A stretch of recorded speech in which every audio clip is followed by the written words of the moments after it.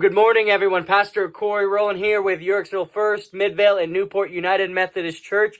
And I'm coming to you from inside the tower that I featured on one of my earlier videos. And I'm shooting from now inside on the first level of the tower. And as you can see here, this encompassed my neighbor's entire living quarters. Yes, the tower is 6 stories high, but because of his wife's handicap, my neighbor and her only ever lived on the first floor of this tiny tower.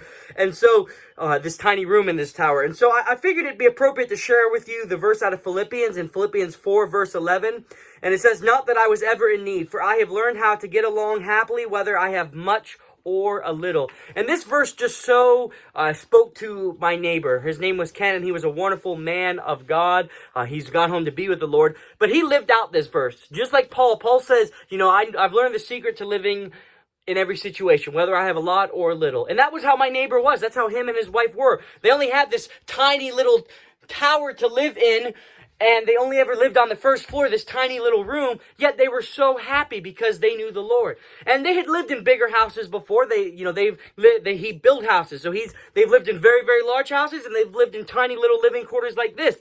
But the same thing was true no matter where they lived, whether they lived in a lot or whether they lived in a little, whether they had a lot or whether they had a little.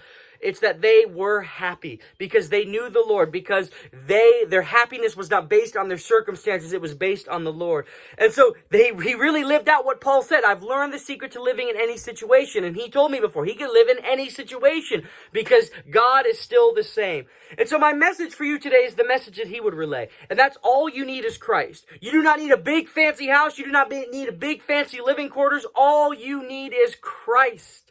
So I beg you today, if you don't know Christ, I beg you to turn to Christ, because I promise once you have him, once you have Christ, you can live in any situation, whether with a lot or with a little. Amen.